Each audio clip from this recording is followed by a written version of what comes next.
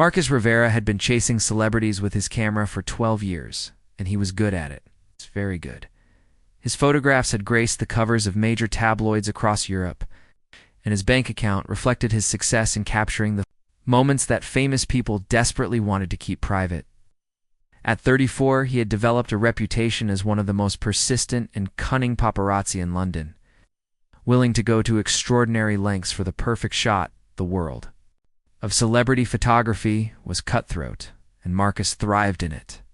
He knew every back entrance to every exclusive restaurant, every private club where stars tried to hide, and every route that celebrities used to avoid public attention.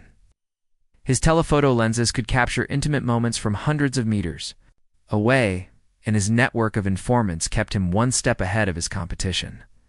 But lately, Marcus had been feeling the pressure.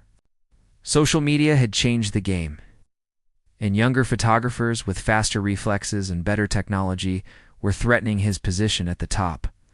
Magazine sales were declining, and editors were paying less for exclusive shots. He needed something big. Something that would remind everyone why Marcus Rivera was still the best in the business. That's when he heard the whispers about Royal Guard Thomas Wellington. At 28, Thomas had been serving in the Grenadier Guards for 6 years, maintaining the pristine reputation that was expected of someone in his position. He was known for his discipline, his dedication to duty, and his complete professionalism while protecting the royal family and their properties. But Marcus had sources everywhere, and he had been hearing interesting rumors.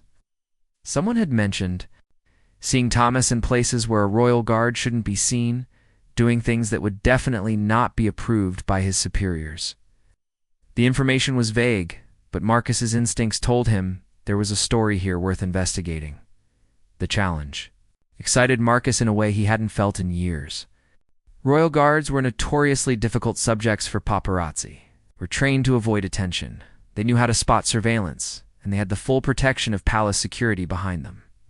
Getting compromising photos of a serving guard would be the kind of career-defining scoop that could set Marcus up for years. He began his research methodically, the same way he approached all his high-value targets.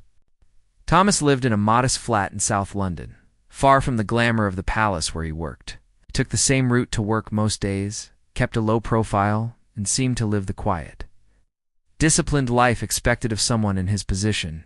But Marcus was patient, and he knew that everyone had secrets. The first break came 3 weeks into his surveillance. Thomas had taken an unusual route home, stopping at a small cafe in an area he normally avoided. Through his telephoto lens, Marcus watched as Thomas sat across from a young woman with short dark hair and an expensive handbag. Their body language suggested intimacy, but it wasn't romantic. They were discussing something serious, something that made Thomas look nervous and uncomfortable. Marcus didn't recognize the woman, but he took dozens of photos from his concealed position across the street. Something about the meeting felt significant, though he couldn't quite put his finger on what made it different from an ordinary social encounter. The woman handed Thomas something small that he quickly pocketed, and their conversation seemed tense despite their attempts to appear casual. Over the following weeks, Marcus discovered that Thomas's secret meetings were part of a larger pattern. The mysterious woman, who Marcus eventually identified as Elena Vasquez, worked for a private security firm that had contracts with several high-profile clients. But her connection to Thomas went deeper than professional networking. Through careful investigation and his network of contacts, Marcus learned that Elena was selling information. Not state secrets or classified military intelligence, but something almost as valuable in the right circles: detailed schedules, security protocols, and personal information about members of the royal family and other VIPs that Thomas had access to through his position. Thomas wasn't selling the information for money, Marcus discovered. His younger sister had been diagnosed with a rare medical condition that required expensive treatment not covered by the National Health Service. The costs were crushing his family, and Elena had approached him with what seemed like a simple solution. Just share some basic scheduling information, nothing that would put anyone in danger, and his sister could get the treatment she desperately needed. What started as sharing when certain royals would be traveling had gradually escalated. Elena's clients wanted more detailed information, more personal details, more insider knowledge. Thomas found himself trapped in a web that had started with desperate love for his sister, but had grown into something much darker and more dangerous. Marcus watched this drama unfold through his telephoto lens, documenting every meeting, every exchange. Every moment of Thomas's obvious guilt and growing desperation. He had stumbled onto the kind of story that could destroy careers, topple governments, and make his reputation forever. Bye. But as the weeks passed, Marcus found himself feeling something he rarely experienced in his line of work: sympathy for his subject. Thomas wasn't a villain seeking personal gain or trying to harm anyone. He was a young man caught between impossible choices, trying to save his sister's life while maintaining his duty to his country. The weight of his double life was clearly taking a toll. Marcus could see it in the way Thomas's shoulders sagged. When he thought no one was watching, in the dark circles under his eyes, in the way his hands shook slightly during the secret meetings. But Marcus was a professional, and his job wasn't to judge his subjects, it was to expose their secrets. He continued his surveillance, building an airtight case with photographs, recorded conversations from public spaces, and documented evidence of every breach of protocol and trust that Thomas had committed. The breakthrough moment came when Marcus followed Alina to a meeting with her actual clients. Hidden in a van with specialized recording equipment, he discovered that the people buying Thomas's information weren't just curious tabloid readers or celebrity stalkers. They were part of an organized network that used insider information for much more serious purposes, planning security breaches, coordinating harassment campaigns, and potentially putting people in real physical danger. Marcus realized that his story had evolved far beyond a simple case of a guard selling royal gossip. Thomas had unwittingly become part of something that could genuinely threaten the safety of the people he had sworn to protect. The young guard had no idea that his desperate attempts to help his sister were contributing to a larger criminal enterprise that viewed the royal family and other VIPs as targets rather than people.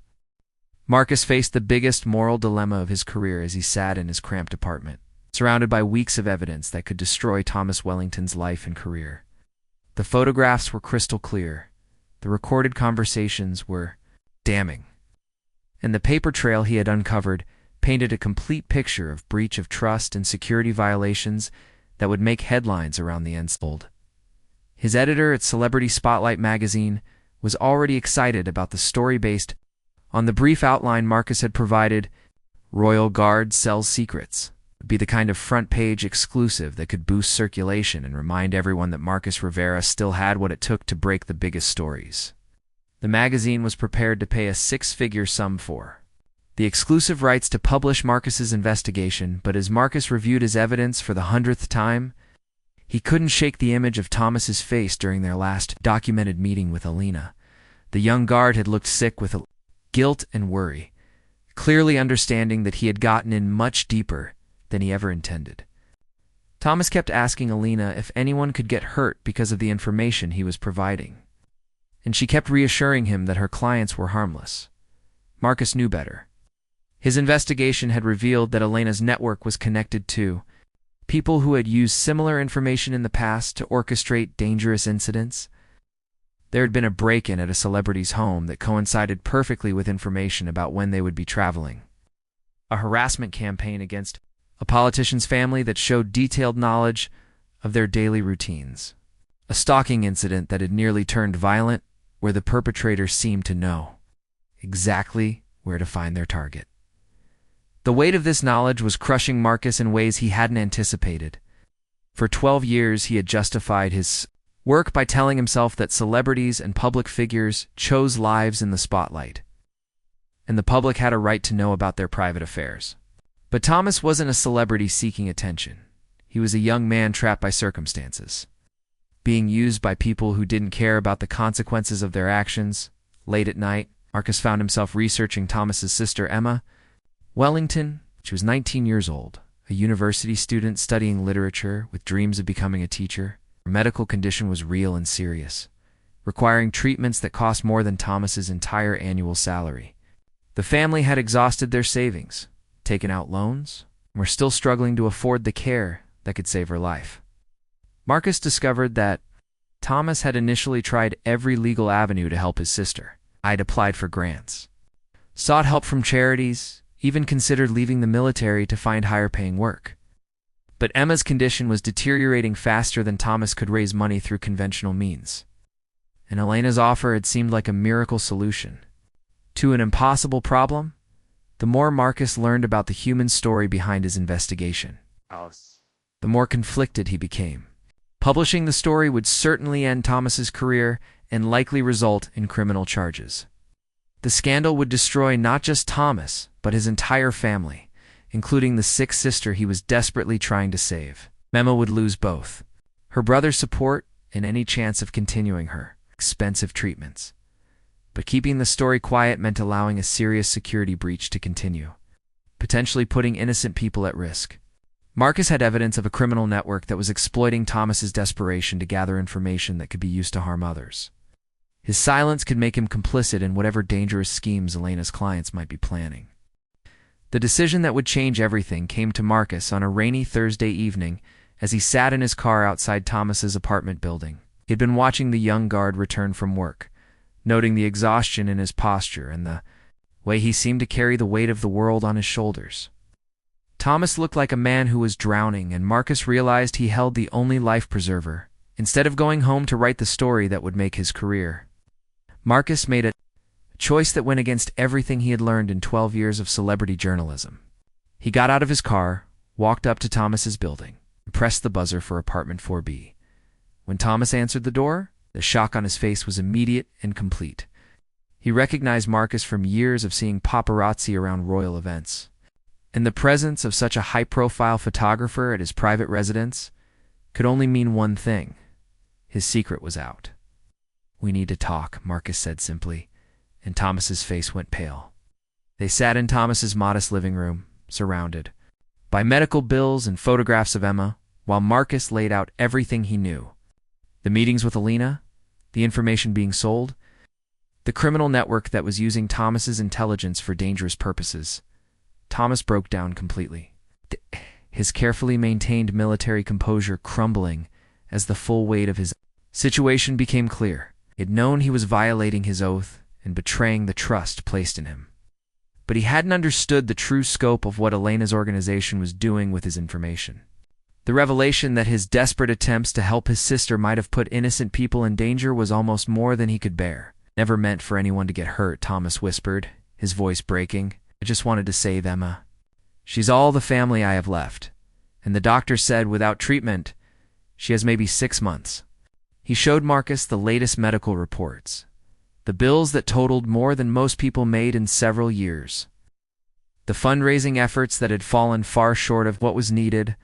Marcus found himself in the surreal position of comforting the subject of his investigation. For years he had maintained professional distance from the people he photographed and exposed, treating them as objects rather than human beings. But sitting in Thomas's living room, surrounded by the evidence of a young man's desperate love for his dying sister, Marcus couldn't maintain that cold professionalism. "There's something else you need to know," Marcus said. And he began explaining what his investigation had revealed about Elena's network. The break-ins, the stalking incidents, the harassment campaigns that had used information similar to what Thomas was providing. Thomas listened with growing horror, realizing that his actions had contributed to a web of criminal activity that extended far beyond simple gossip or invasion of privacy. The two men sat in silence for several minutes, both understanding the impossible situation they were in. Thomas was trapped between his duty to his country and his love for his sister. Marcus was trapped between his professional obligations and his newly awakened conscience. Both of their lives hung in the balance, along with Emma's survival and the safety of the people who could be harmed by the continued security breach. "What happens now?" Thomas finally asked, and Marcus realized he didn't have a simple answer. The story he had planned to write would destroy Thomas, but might not stop Elena's network from finding other sources. Keeping quiet would protect Thomas, but leave dangerous criminals free to continue their operations. There had to be a third option, but finding it would require Marcus to take risks and make choices he had never imagined when he started this investigation. The plan that Marcus and Thomas developed over the next 3 days was dangerous, complex, and completely unlike anything either man had ever attempted. Instead of simply exposing the scandal or covering it up, they decided to work together too. Bring down Elena's entire criminal network while protecting both Thomas's position and Emma's future. Marcus would use his investigative skills and media connections. But instead of writing for a tabloid, he would work with serious law enforcement.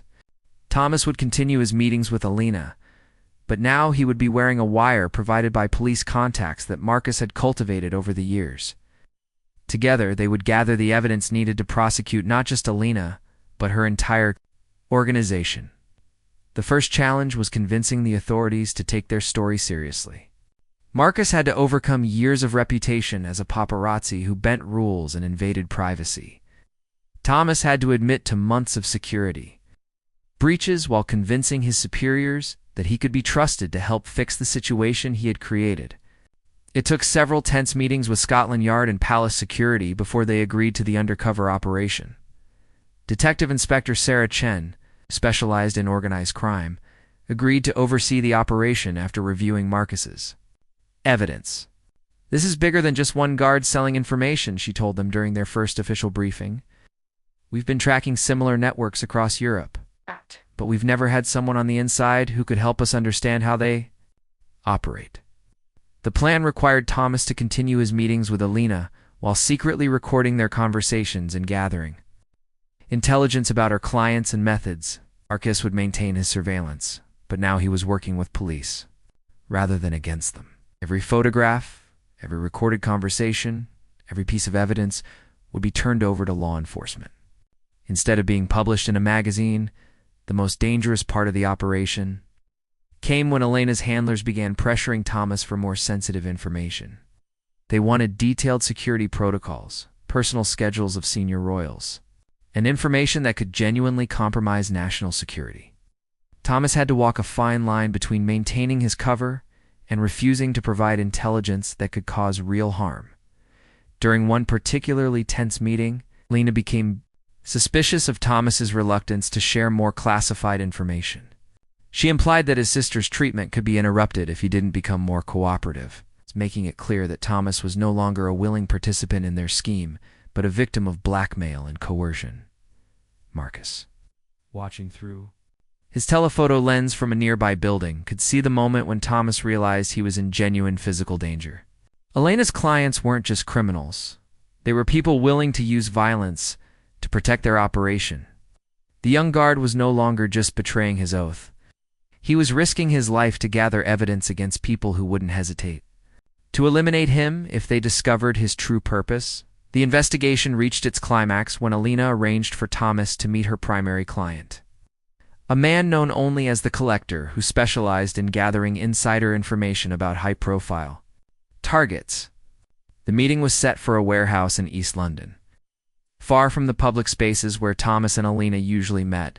As Thomas prepared for what could be his final undercover meeting, Marcus realized that his own role in the story had fundamentally changed. He was no longer a paparazzi seeking to expose secrets for profit. He had become an investigative journalist, working to protect innocent people and bring criminals to justice. The transformation had happened so gradually that he barely noticed it. But the person preparing to risk everything to help Thomas was nothing like the cynical celebrity hunter who had started following the guard months earlier. The warehouse meeting almost ended in disaster. Elena's client, a cold-eyed man in his 50s who seemed to see through Thomas's nervous performance, began asking questions that suggested he suspected something was wrong. Marcus, positioned outside with police backup, watched through night vision equipment as the situation inside became increasingly dangerous. When the Collector pulled out a phone and began making calls to verify some of the information Thomas had previously provided, it became clear that the undercover operation was about to be exposed. Thomas's hand moved instinctively toward the panic button he had been given, but activating it would bring police rushing in before they had gathered enough evidence to prosecute the entire network. In that crucial moment, Marcus made a decision that saved the operation and probably Thomas's life. Using skills he had developed in years of paparazzi work, He created a distraction by triggering the warehouse's fire alarm system. The chaos that followed allowed Thomas to escape, while police moved in to arrest Alina and several of her associates, who had been present for the meeting. The investigation that followed revealed the full scope of Elena's criminal network. They had been operating across multiple countries, selling insider information that had been used in dozens of crimes, ranging from burglary to attempted assassination. Thomas's information had been just one small part of a much larger operation that had been putting innocent people at risk for years. Thomas faced a military tribunal for his security breaches. But the evidence he had helped gather, combined with testimony about the coercion and blackmail he had endured, resulted in a suspended sentence and dismissal from service rather than criminal prosecution. More importantly, publicity surrounding the case led to donations that covered Emma's medical treatment completely. With enough left over to ensure her continued care, Marcus never published the story he had originally planned to write. Instead, he worked with Detective Inspector Chen to write a detailed account of the investigation that was published in a respected newspaper, focusing on the criminal network rather than Thomas's personal struggles. The article won several journalism awards and established Marcus's reputation as a serious investigative reporter rather than just a paparazzi. The case changed both men's lives in ways they never could have anticipated. Thomas used his military training and unique experience to work as a security consultant, helping organizations protect themselves from the kind of insider threats he had once posed. His work involved training security personnel to recognize signs of compromise and developing protocols to prevent the exploitation of desperate employees. Marcus transitioned away from celebrity photography entirely, using his investigative skills to expose corruption, organized crime, and other serious issues that affected public safety. He discovered that the skills that had made him successful at stalking celebrities, patience, attention to detail, the ability to see patterns others missed, made him an excellent investigative journalist when applied to worthwhile causes. 3 years after the warehouse incident, Marcus and Thomas remained in contact, having formed an unlikely friendship built on mutual respect and shared experience. Emma had recovered completely from her illness and was working as a teacher. Unaware of how close she had come to losing not just her health but her brother as well, the story became a case study in law enforcement training programs, illustrating how criminals exploit personal vulnerabilities to compromise security personnel. But for Marcus and Thomas, it remained a reminder that sometimes the most important choice a person can make is to risk everything for the right reasons. Even when the consequences are impossible to predict, both men learned that the line between hero and villain often depends not on the actions people take, but on the reasons they take them and the courage they show when faced with the consequences of their choices.